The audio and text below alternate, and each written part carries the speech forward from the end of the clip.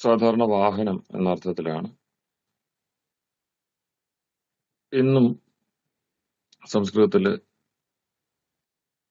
യാനേന ഗച്ഛാമി, bus യാനേന, rail യാനേന എന്നൊക്കെ പറയുമ്പോൾ നമ്മളിന്ന് വാഹനം അല്ലെങ്കിൽ വണ്ടി എന്ന് പറയുന്ന അർത്ഥത്തിലാണ് യാനം പ്രയോഗിക്കാറുള്ളത്. ഇവിടെ ആ യാനമല്ല ഉദ്ദേശിക്കുന്നത്. യാത്രയാണ്. നമ്മൾ യാത്രയെ പറ്റിയാണ് സംസാരിച്ചു വന്നത്.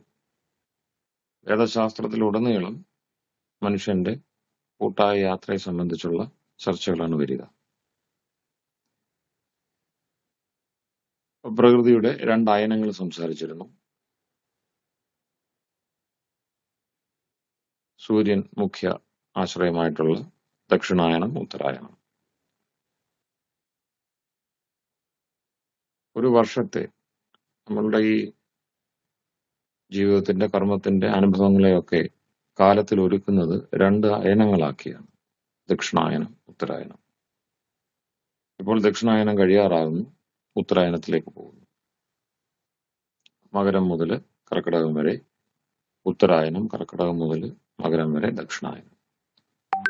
അപ്പോൾ തണുപ്പും മഴയും മറ്റും കൂടിയ കാലം, വ്രതാദികൾക്ക് കൂടുതൽ യോജിച്ച സമയം. ആ നിലയിൽ പിതൃക്കളെ സംബന്ധിക്കുന്ന കർമ്മങ്ങളാണ് ശ്രദ്ധിച്ചാലറിയാം. ഉത്സവങ്ങളിലും അനുഷ്ഠാനങ്ങളിലും ഒക്കെ ശ്രദ്ധിച്ചാലറിയാം. വ്രതങ്ങളിലെ പിതൃക്കളെ മുൻനിർത്തിയുള്ള, പിതൃക്കൾക്ക് പ്രാധാന്യം നൽകുന്ന ഒരു കർമ്മകാണ്ഡമായിരിക്കും, അല്ലെങ്കിൽ ഒരു ആചാര പദ്ധതിയായിരിക്കും പൊതുവെ സനാതന ധർമ്മികളായ സാധകര് സ്വീകരിക്കാറുള്ളത്. വിശേഷിച്ചും കർക്കിടകം മുതൽ മകരം വരെ. അക്കാലത്തെ ഏറ്റവും പ്രധാനപ്പെട്ട പ്രസിദ്ധമായ ഒരു വ്യവസ്ഥയാണ് ചാതുർമാസ്യം. അപ്പോൾ അത് രാജകുലങ്ങളിലും ബ്രാഹ്മണ സമിതികളെ, സഭകളിലും ഒപ്പം സന്യാസി മഠങ്ങളിലുമൊക്കെ ഈ ചാതുർമാസ്യത്തിന് വളരെ പ്രാധാന്യം ഉണ്ട്. വളരെയേറെയായിരുന്നു മുമ്പ്. എല്ലാ രാജകീയ വ്യവസ്ഥകളും അതനുസരിച്ചാണ് ക്രമീകരിച്ചിരുന്നത്.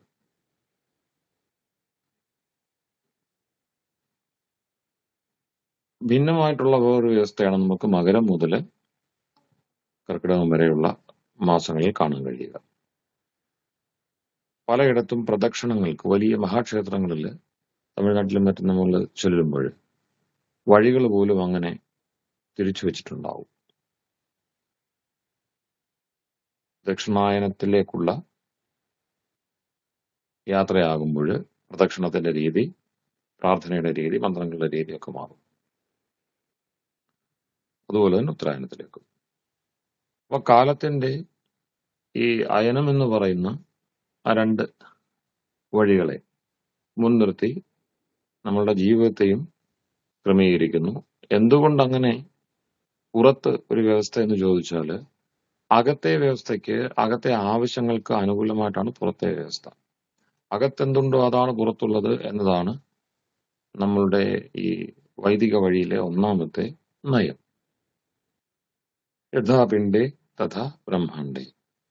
അകത്തെന്താണോ ഉള്ളത്, ചെറുതിലെന്തുണ്ടോ അത് തന്നെ വലുതിലുള്ളത്, തമ്മിൽ വൈരുദ്ധ്യമില്ല. അതുപോലെ തന്നെ അകത്തെന്താണോ സമാഹിതമായിരിക്കുന്നത്, ഉള്ളില്, മനസ്സിലുള്ളിന്റെ ഉള്ളില് എന്താണോ ഒതുങ്ങിയിരിക്കുന്നത്, അതിന്റെ തന്നെ വിസ്താരമാണ് പുറത്തുള്ളത്. കുറച്ചുകൂടി കൃത്യമായിട്ട് പറഞ്ഞാൽ, നമുക്ക് ആസ്വദിക്കാനും കാണാനും രുചിക്കാനും കേൾക്കാനും ഒക്കെയുള്ള ശക്തിയുണ്ട്. ആ ശക്തിക്ക് പറ്റുന്ന നിലയിലുള്ള ഇന്ദ്രിയങ്ങൾ അതിനോട് ചേർന്ന് വരുന്നു. കാണിക്കുന്ന കണ്ണ്, കേൾപ്പിക്കുന്ന ചെവി, രുചിപ്പിക്കുന്ന നാവ്, ഇങ്ങനെ രുചി ഉൾപ്പെടെയുള്ള ഘടകങ്ങൾ പുറത്തുണ്ട്, അത് നൽകുന്ന വസ്തുക്കൾ. അപ്പൊ ഇങ്ങനെയൊരു പാരസ്പര്യം, ഒരു പൊരുത്തം, അനുരൂപത അകവും പുറവും തമ്മിലുണ്ട്. അപ്പൊ അകത്തുള്ളതാണ് പുറത്തേക്ക് വരുന്നത്, അകത്തുള്ളതിന് വേണ്ടിയാണ് പുറത്ത് ഉള്ളത് നിലകൊള്ളുന്നത്.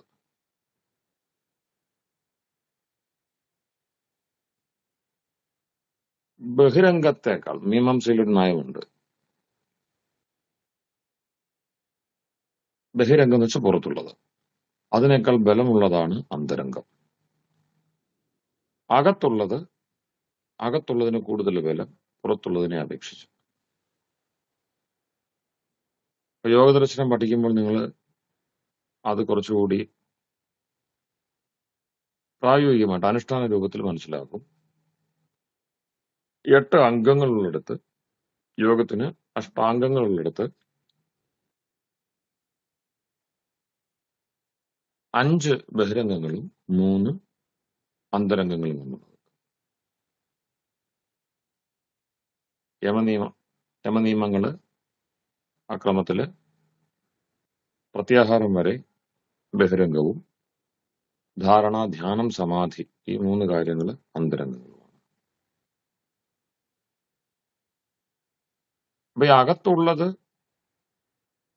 പുറത്തുള്ളത് എന്നതൊക്കെ കുറെ കഴിയുമ്പോൾ മാറും. പക്ഷെ നിലവില് ഈ പുറത്തുള്ളതിനെ നമ്മൾ നോക്കിക്കാണ്ടത് അകത്തുള്ളതിന് വേണ്ടി എന്ന നിലയിലാവണം. അല്ലാതെ പുറത്തുള്ളതിന് വേണ്ടി അകത്തുള്ളതിനെ ബലി കഴിക്കുകയോ മാറ്റിവെക്കുകയോ പുറത്തുള്ളതിനെ തേടി നടക്കുകയോ ഒക്കെ ചെയ്യുക എന്ന് പറയുമ്പോൾ അതാണ് കാതലായ വ്യത്യാസം നൽകുന്നത് സയൻസും ശാസ്ത്രവും തമ്മിൽ.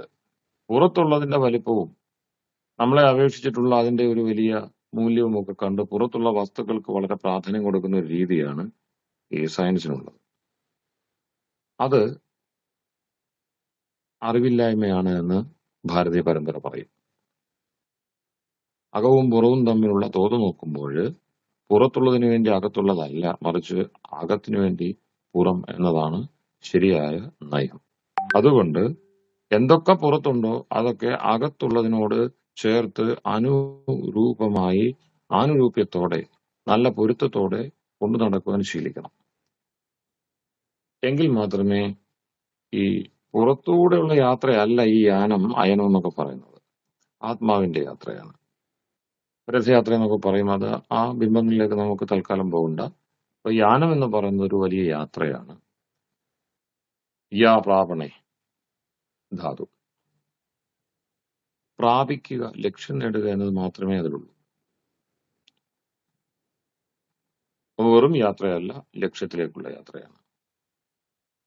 യാത്ര പല തരമാണല്ലോ, ചെറുതും വലുതായിട്ടുള്ള യാത്രകൾ. പക്ഷേ ഇവിടെ ലക്ഷ്യം കൃത്യമായി കണ്ടുകൊണ്ടുള്ള ലക്ഷ്യത്തിലേക്കുള്ള, കുറച്ചുകൂടി ഉപനിഷത്തിന്റെ ഭാഷയിൽ ചിന്തിക്കുമ്പോൾ ശരവത്തന്മയോ ഭവേത്, വിട്ടയച്ച ശരം പോലെ മറ്റെങ്ങും അങ്ങോട്ടും ഇങ്ങോട്ടും ഒന്നും ഒരു ഇടവഴിയോ ഒന്നുമില്ല, തിരിവില്ല, നേർവഴി തന്നെ, തന്മയമാകുകയാണ്. അപ്പൊ എത്ര കണ്ട് തന്മയമാകാൻ പറ്റുമോ? യാത്ര തുടങ്ങിക്കഴിഞ്ഞാൽ ലക്ഷ്യമല്ലാതെ മറ്റൊന്നുമില്ല എന്ന മട്ടിൽ യാത്ര ചെയ്യാനായാൽ വളരെ പെട്ടെന്ന് എത്താൻ കഴിയും, ലക്ഷ്യത്തെ നേടുവാനാവും. ലക്ഷ്യത്തെ നേടുക എന്നതിനപ്പുറത്തേക്ക് ഉപനിഷത്ത് കുറച്ചുകൂടി കടുത്ത ഭാഷയിൽ പറയും, ലക്ഷ്യത്തെ വേധിക്കുക, മുറിക്കുക. കാരണം അവിടെ ക്ഷാത്രമായിട്ടുള്ള ഒരു ഭാഷയാണ്, ക്ഷത്രിയോചിതമായിട്ടുള്ള ഭാഷയാണ് ഉപനിഷത്തുകൾ പ്രയോഗിച്ചു കാണുക. കഠോപനിഷത്ത് പറയും വാൾത്തലപ്പിലൂടെ നടക്കുന്ന അതുപോലെ ദുർഗമമാണ് മാർഗം. മുണ്ടകം പറയും പ്രണവോദ്ധനു ശരോഹ്യേഷ ആത്മാ ബ്രഹ്മത്തൽ ലക്ഷ്യമുച്യതേ അപ്രമത്തേന വേദ്ധവ്യം ശരവത്തന്മയോ ഭവേത്. പ്രണവോധനം, പ്രണവമാകുന്ന ധനുസ്, വില്ല് പ്രണവമാണ്. ഈ യാത്രയിൽ ഏറ്റവും ചെറിയൊരു ആയുധം മതി, ഏറ്റവും ലഘുവായ. യാത്ര വലുതാണ്, ലക്ഷ്യം വലുതാണ്, കൂടുതൽ സൂക്ഷ്മത ആവശ്യമുണ്ട്. സഞ്ചാരം ബാഹ്യം എന്നതിനേക്കാൾ കൂടുതൽ ആന്തരമാണ്. അകത്തേക്കാണ് യാത്ര, പുറത്തേക്കല്ല. പുറത്തെ യാത്രയൊക്കെ ചുരുക്കിയെടുത്തിട്ടാണ് ഈ അകത്തേക്കുള്ള യാത്ര. അവിടെ ഏറ്റവും വലിയ സൗകര്യം അതിന് വേണ്ട പാഥേയം അല്ലെങ്കിൽ സാധനം, ആയുധം വളരെ ചെറുതാണ്, പ്രണവം, ഓംകാരം, അത് മതി. പക്ഷെ അതിൽ ആത്മാവാകുന്ന ശരം ഏറണം, ശരം തൊടുക്കണം. ശരോഹ്യേഷ ആത്മാ, അവനവന്റെ ജീവനാണ് ഈ പ്രണവത്തിലേക്ക് ചേർക്കേണ്ട ശരം. പ്രണവമാകുന്ന ധനുസിലേക്ക് ഏറ്റേണ്ട ശരം. അവ രണ്ടും ചേർന്നാൽ പിന്നെ ലക്ഷ്യം മറ്റൊന്നില്ല. അദ്വിതീയമായ ലക്ഷ്യമാണ്. ബ്രഹ്മ തല്ലക്ഷ്യം ഉച്ചതി. ഈശ്വരൻ മാത്രമാണ് ലക്ഷ്യം. സാധകനോട് പറയുന്നു, ആ വഴിയുടെ അത് വളരെ കൗശലം വേണ്ടതാണ്, ശ്രദ്ധ വേണ്ടതാണ്, സൂക്ഷ്മത വേണ്ടതാണ്, കരുതൽ വേണ്ടതാണ് എന്നത് ഈ രണ്ടിടത്തും.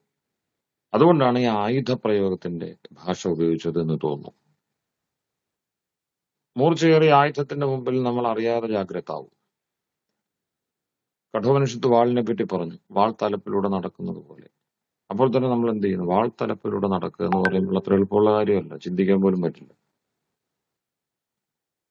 അപ്പോൾ നമ്മൾ അത് എന്തായാലും നടന്നേ പറ്റുമെന്ന് തീരുമാനിച്ചു കഴിയുമ്പോൾ പിന്നെ ദുർഘട ഒരു വിഷയമല്ല, ലക്ഷ്യമാണ് വിഷയം.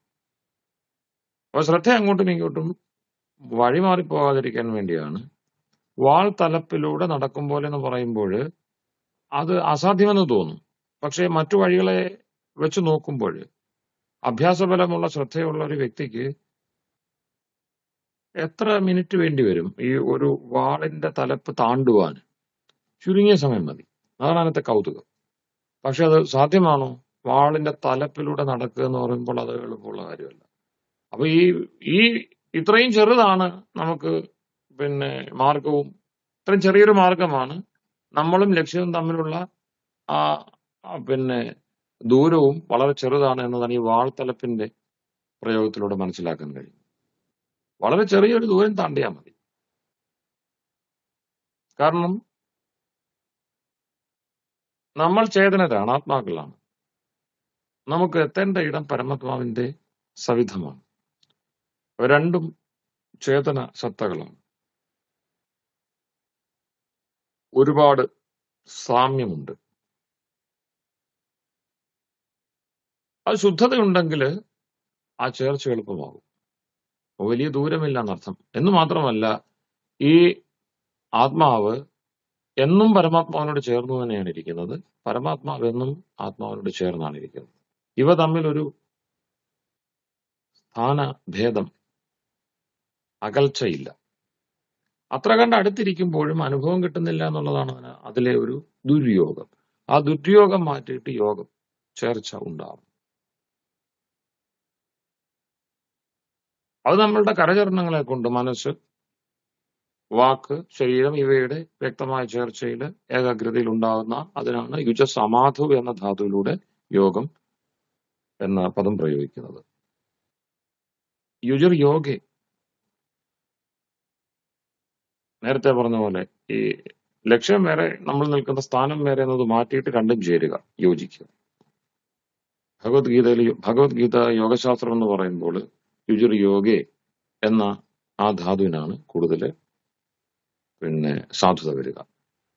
യോഗശബ്ദം സമാധിയിലും അതുപോലെ യോഗം, ചേർച്ച എന്ന രണ്ട് പ്രധാന അർത്ഥങ്ങളിൽ യോജിക്കാറുണ്ട്, പ്രവർത്തിക്കാറുണ്ട്. അർജുന വിഷാദ യോഗ, നമ്മൾ ഗീതാ ശാസ്ത്രത്തിന്റെ അധ്യായങ്ങളിലൂടെ കടന്നു പോകുമ്പോൾ അതിലെല്ലാം ഒരു യോഗ ശബ്ദം വരും. അപ്പൊ എന്താണോ വേർപെട്ട് നിൽക്കുന്നത് അതിനെ ചേർക്കുക, അത് അന്വയിക്കുക എന്ന് പറയും. ഇതെല്ലാം അന്വയിക്കേണ്ടത് എവിടെയാണ്? ലക്ഷ്യത്തിലാണ്. ലക്ഷ്യം ബ്രഹ്മമാണ്, വേറെ രണ്ടാമതൊരു ലക്ഷ്യമില്ല. ബ്രഹ്മത്തൽ ലക്ഷ്യം ഉച്ചതി. നമുക്ക് എന്തെല്ലാം സാമഗ്രികളുണ്ടോ അതെല്ലാം, കർമ്മമെങ്കിൽ കർമ്മവും എവിടെ യോജിക്കണം? ബ്രഹ്മത്തിൽ യോജിക്കണം. ജ്ഞാനമുണ്ടോ അതും ബ്രഹ്മത്തിൽ യോജിക്കണം. ഉപാസനയുണ്ടോ അതും ബ്രഹ്മത്തിൽ യോജിക്കണം. അപ്പൊ അങ്ങനെ എന്തൊക്കെയാണോ നമുക്കുള്ളത് അതിനെയൊക്കെ ബ്രഹ്മത്തിലേക്ക് യോജിപ്പിക്കുന്നതിന്റെ ആ പ്രക്രിയക്കാണ് ഗീതയോഗം എന്ന് പറയുക. കുറച്ചുകൂടെ വൈയക്തികമായ സാധനയുടെ അർത്ഥത്തിലാണ് മനസ്സ്, വാക്ക്, ശരീരം ഇവയുടെയൊക്കെ ചേർച്ചയിൽ, ഏകാഗ്രതയിൽ ഉള്ള സമാധി എന്ന് പറയുന്നത്. യുജ സമാധവും വ്യാസഭാഷ്യം പിന്നെ പഠിക്കുമ്പോൾ മനസ്സിലാവും. പരമ്പര പതഞ്ജല യോഗത്തിൽ യോഗ ശബ്ദത്തെ കൂടുതൽ സ്വീകരിക്കുന്നത് സമാധി എന്ന അർത്ഥത്തിലാണ്. സമാധി ഉപായമാണ്. കാരണം ആ സമാധി ഉണ്ടെങ്കിലേ നേരത്തെ പറഞ്ഞാൽ ഈ ബ്രഹ്മത്തിൽ യോജിപ്പിക്കുക എന്ന കാര്യം നടക്കുകയുള്ളൂ. ആത്യന്തികമായി ഉണ്ടാവേണ്ടത് ബ്രഹ്മത്തോടുള്ള യോഗമാണ്. പക്ഷെ അത് സാധിക്കണമെങ്കിൽ സമാധിയാകുന്ന വഴിയുണ്ടാവണം. അപ്പൊ യാനം സമാധിയുടേതാണ് എന്ന് വേണമെങ്കിൽ പറയാം. വാൾത്തലപ്പിലൂടെ എങ്ങനെ നടക്കുക? അത്രയും ഏകാഗ്രത വേണം. എത്രയും ഏകാഗ്രത നേടുക. എത്രയും ഏകാഗ്രത. അത് വെറുതെ ഇരുന്ന് അഭ്യസിച്ചാൽ ഉണ്ടാകുമോ? ഇല്ല. കണ്ണടച്ചിരിക്കുക, കണ്ണ് മുറുക്കി മുറുക്കി ശ്വാസം കൂടുതൽ കൂടുതൽ തീക്ഷ്ണമാക്കി അങ്ങനെ ഇരുന്നാൽ മതി എന്ന് മെല്ലെ മെല്ലെ അത് കിട്ടിക്കോളും എന്നൊക്കെ പറയുന്നവരാണ് ഹഠയോഗികളാവുക. പക്ഷെ ഇവിടെ അതല്ല. യമനിയമങ്ങൾ പഠിക്കുമ്പോൾ നിങ്ങൾക്കറിയാം, എന്താണോ മനസ്സിൽ വരിക അത് തന്നെ വാക്കിലൂടെ പുറത്ത് എത്തണം. അത് തന്നെ കരചരണങ്ങളിലൂടെ പ്രകടമാകണം. അങ്ങനെ മനസ്സ്, വാക്ക്, ശരീരം ഇവയുടെ പൊരുത്തമാണ് അവിടെ ഈ പറയുന്ന സമാധിക്ക് നിമിത്തമാവുക.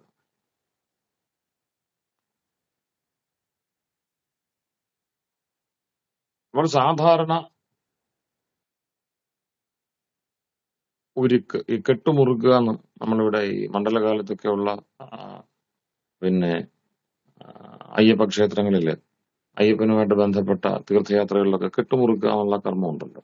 ഈ കെട്ടുമുറുക്കൽ എന്ന് പറയുന്നത് ഈ സമാധിക്ക് വേണ്ടിയുള്ള തയ്യാറെടുപ്പാണ്. അപ്പം അവിടെ വാൾത്തലപ്പിലൂടെ നടക്കുക എന്ന് പറഞ്ഞാൽ ഏകാഗ്രമാവുക എന്ന് തന്നെയാണ് അർത്ഥം. അപ്പൊ ശരീരത്തിലെ പ്രാണനെയും മറ്റും വരിഞ്ഞു മുറുക്കുക എന്നത് മാത്രമല്ല, അതൊക്കെ സാധിക്കണമെങ്കിൽ, ഈ വാൾത്തലപ്പിലുള്ള യാത്ര സാധിക്കണമെങ്കിൽ മനസ്സ്, വാക്ക്, ശരീരം ഇവ തമ്മിലുള്ള കാർമികമായ പൊരുത്തം ഉണ്ടാവണം. അവിടെയാണ് കർമ്മത്തിന്റെ ബലം. ജ്ഞാനം മതി എന്ന് പലരും പറയും. അറിവ് നേടിയാലായി. അത് കൂടുതലും പറയുന്നത് ഞാൻ തന്നെ ബ്രഹ്മമാണ് എന്ന് വിശ്വസിക്കുന്ന ആളുകളാണ്. കാരണം അവിടെ എന്ത് തയ്യാറെടുപ്പ്? ഞാൻ എന്നെ അറിയുക എന്നുള്ളതാണ്. അപ്പം അവനവനെ അറിയുക എന്നൊക്കെ അവർ പറഞ്ഞോളെ. അവനവനെ അറിയുക, ആത്മസാക്ഷാത്കാരം, ആത്മസാക്ഷാത്കാരം തന്നെയാണ് ബ്രഹ്മസാക്ഷാത്കാരം, ഇങ്ങനെയൊക്കെ പഠിപ്പിക്കുന്ന ആളുകളുണ്ട്. അപ്പൊ അവരെ സംബന്ധിച്ച് അവിടെ ഒരു വട്ടം ഗുരുവിൽ നിന്ന് അറിവുണ്ടായിക്കഴിഞ്ഞാൽ, കേട്ടുകഴിഞ്ഞാൽ, ശാസ്ത്രം കേട്ടുകഴിഞ്ഞാൽ, ശ്രവണത്തിലൂടെ വളരെ പെട്ടെന്ന് തന്നെ സമാധിബോധം ഉണ്ടാവുകയും സാക്ഷാത്കാരം ഉണ്ടാവുകയും ചെയ്യും. ആർക്കെങ്കിലും അങ്ങനെ ഉണ്ടായിട്ടുണ്ടാവാം. പക്ഷെ അതൊരു സാധാരണ നടപടിയുള്ള കാര്യമല്ല. കാരണം ബ്രഹ്മമല്ല ഈ പറയുകയും കേൾക്കുകയൊക്കെ ചെയ്തുകൊണ്ടിരിക്കുന്നത്. ബ്രഹ്മത്തിന് അതിന്റെ ആവശ്യവുമില്ല. അപ്പൊ നമ്മൾ ആത്മാക്കളാണ്. അതുകൊണ്ടാണ് പ്രണവോധനു, ഈ രണ്ടിനും ഇടയ്ക്കുള്ള പ്രണവം എന്ന് പറഞ്ഞ ഒരു ആയുധം ആവശ്യമാണ്. ഒരു ഷാർപ്പൻഡ് ടൂൾ ആവശ്യമാണ്. മാത്രമല്ല ഈ വാൾത്തലപ്പിലുള്ള ആ യാത്ര കുറച്ചുകൂടെ അന്തരീക്ഷത്തിലേക്ക് പോകുന്ന കാഴ്ചയാണ് നമ്മൾ മുണ്ടകോപനിഷത്തിൽ കാണുന്നത്. ശരം വിട്ടയച്ച ശരം പോലെ രണ്ട് വഴിയില്ല, ഒരു വഴിയേ ഉള്ളൂ. ലക്ഷ്യവും രണ്ടില്ല, ഒരു ലക്ഷ്യമേ ഉള്ളൂ. അപ്പൊ ഈ വിട്ടയച്ച ശരം പോലെ എന്ന പ്രയോഗത്തില് എന്താണോ ഉള്ളത് അതിനെയാണ് നമ്മൾ പതഞ്ജലിയുടെ ആ യോഗശാസ്ത്രമായിട്ട് കാണുന്നത്. തന്മയമാകുക. അദ്ദേഹം പറയും തഥാ ദ്രഷ്ടു സ്വരൂപേ അവസ്ഥാനം. ഈ എന്താ ഈ സമാധിയിൽ എന്താണ് പ്രത്യേകത? അവിടെ കാഴ്ചക്കാരൻ അല്ല, കാഴ്ചക്കാരന്റെ സ്വരൂപത്തില് അടവുണ്ടാവും. അപ്പൊ മറ്റൊന്നിനെയും കാണുന്നില്ല. തന്നെയും തന്റെ ലക്ഷ്യത്തെയുമല്ല, തന്നെ കാണുന്നവനെയല്ല. അങ്ങനെയൊരു മിഴിവ് കൂടി ആ ദ്രഷ്ടു എന്നത് ഷഷ്ടിയിൽ വരുമ്പോഴുണ്ടാവും. ഷഷ്ടി ഏകവചനമാണ്, ദൃഷ്ടാവിന്റെ സ്വരൂപം. മുണ്ടകോപനിഷത്തിന്റെ ഭാഷയില് ഞാന്, ആത്മാവ്, ജീവൻ, ജീവന്റെ ആത്യന്തിക ലക്ഷ്യമായ ബ്രഹ്മം, രണ്ടും ചേതനം. അപ്പൊ പരസ്പരമുള്ള അറിവിന് തടസ്സമൊന്നുമില്ല. ചേതനം ചേതനത്തെ അറിയുക, ചേതനം ചേതനത്തോട് ചേരുക. നമ്മളൊക്കെ അങ്ങനെയല്ലേ? അപ്പൊ ചൈതന്യത്തിന്റെ അളവനുസരിച്ചാണ് നമ്മൾ പരസ്പരം ബന്ധപ്പെടുന്നത്. നമുക്ക് ഇഴയടുപ്പം ഉണ്ടാവുന്നത്. സചേതനരായതുകൊണ്ടാണ് നമുക്ക് അനായാസേന ബന്ധപ്പെടാൻ, പരസ്പരം കൈമാറുവാൻ കഴിയുന്നത് വിചാരവികാരങ്ങളെ ഒക്കെയും. ഈ ജീവിതമെല്ലാം നമ്മൾ തലമുറകളായിട്ട്, നൂറ്റാണ്ടുകളായിട്ട്, യുഗങ്ങളായിട്ട് കരുപിടിപ്പിക്കുന്നതെല്ലാം, അതെല്ലാം സാധിക്കുന്നത് ചൈതന്യം കൊണ്ടാണ്. അപ്പൊ ആ ചൈതന്യത്തിന്റെ മഹത്തായ രൂപമാണ്, മഹാചൈതന്യമാണ് നാം ഈ പറയുന്ന പരമാത്മാവ്. അപ്പൊ അതിനോട് ചേരാൻ പ്രത്യേകിച്ച് തയ്യാറെടുപ്പിന്റെ ഒന്നും ആവശ്യമില്ല. ചെറിയ വഴി, ചെറിയ ദൂരമേ ഉള്ളൂ. പക്ഷെ ആ ചെറിയ ദൂരത്തിന് വാളത്തലപ്പെന്നാണ് കഠം പറഞ്ഞത്. ശരവും അതിന്റെ ലക്ഷ്യവും തമ്മിലുള്ള അല്ലെങ്കിൽ വില്ലും അതിന്റെ ലക്ഷ്യവും തമ്മിലുള്ള ദൂരമാണ് മുണ്ടകോപനിഷത്ത് സൂചിപ്പിച്ചത്. ഉപനിഷത്തുകളിലൊക്കെ ഏറെക്കുറെ ഇങ്ങനെയുള്ള പ്രയോഗങ്ങൾ കാണാം. അതൊക്കെ നമ്മളെ സാധകരെന്നുള്ള നിലയിൽ കൃത്യത നമുക്ക് കൈവരുത്തുവാൻ വേണ്ടിയുള്ള പ്രതീക വ്യാഖ്യാനങ്ങളാണ്. ആ വഴിക്ക് ചിന്തിച്ചു പോയാൽ, ഇതിങ്ങനെയൊക്കെ തന്നെയാണ് ആളുകൾ വ്യാഖ്യാനിച്ചിട്ടുള്ളതെന്ന് എനിക്കറിയില്ല. പക്ഷേ സാധകർ ആ വഴിക്കൊക്കെ ചിന്തിക്കണം. അപ്പൊ തന്മയമാകുക എന്നതാണ് വളരെ ലളിതമായിട്ട് ഉപനിഷത്ത് ഋഷി പറഞ്ഞു തന്നു. സമാധിയുടെ എല്ലാ വശങ്ങളെയും അദ്ദേഹം ഒറ്റ വാക്കിൽ ഒതുക്കി. ശരവത് തന്മയോ ഭവേത്. വിട്ടയച്ച ശരത്തെ പോലെ തന്മയമാവുക. ലക്ഷ്യമല്ലാതെ വേറൊന്നുമില്ല, ലക്ഷ്യത്തിലേക്കുള്ള മാർഗമല്ലാതെയും മറ്റൊന്നില്ല. അപ്പം മാർഗഭേദമില്ല, ലക്ഷ്യഭേദവുമില്ല എന്ന മട്ടിലുള്ള ആ താതാത്മ്യാവസ്ഥ, അതിന് പൗരാണികർക്കുമുണ്ട് നല്ല സങ്കേതങ്ങൾ. അവർ പറയും സാരൂപ്യം, സാലോക്യം, സായുജ്യം. പിന്നെയും ഉണ്ട് അത്തരം പ്രയോഗങ്ങൾ. അപ്പൊ സരൂപത, ബ്രഹ്മരൂപത ഉണ്ടാവണം. നമുക്ക് എപ്പോഴൊക്കെയാണ് ഈ ബ്രഹ്മരൂപത വരുന്നത്? ബ്രഹ്മം എന്ന് വെച്ചാൽ ഈ ഈശ്വരൻ തന്നെ. വേദാന്തത്തിന്റെ ചില ഊടുവഴികളിൽ ഈശ്വരൻ വേറെ ബ്രഹ്മം വേറെ എന്നൊക്കെ പറയും. മുഖ്യധാരയിലില്ല. ബ്രഹ്മവും ഈശ്വരനും രണ്ടല്ല. ഇപ്പൊ നമ്മൾ എടുക്കാൻ പോകുന്ന ഈ ജ്ഞാനത്രയത്തിന്റെ മൂലസ്രോതസ് യജുർവേദമാണ്, ഈശാവാസ്യ ഉപനിഷത്താണ്. അത് തുടങ്ങുന്നതിന് ഈശ ശബ്ദം കൊണ്ടാണ്. അപ്പൊ ഈശ്വരനും ബ്രഹ്മവും തമ്മിൽ ഭേദമൊന്നുമില്ല. ആ മഹാസത്തയുടെ അനന്ത ഗുണങ്ങളെ, കർമ്മങ്ങളെ, സ്വഭാവങ്ങളെ വിവരിക്കാൻ വേണ്ടി ശ്രുതി, മൂലശ്രുതി പല പദങ്ങളെ ആശ്രയിച്ചിട്ടുണ്ട് എന്ന് മാത്രം.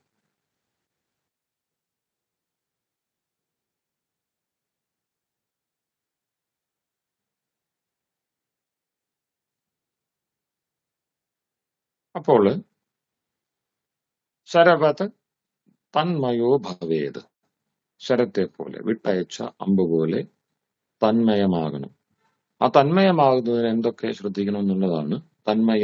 തന്മയത്വം, സ്വരൂപ അവസ്ഥിതി, എന്തൊക്കെ അതിന്റെ ആ ചുറ്റവട്ടങ്ങളുണ്ട്. ഈ ചെറിയതാണെങ്കിലും ആ യാത്രക്കിടയിൽ എന്തൊക്കെ കാര്യങ്ങൾ ശ്രദ്ധിക്കണം.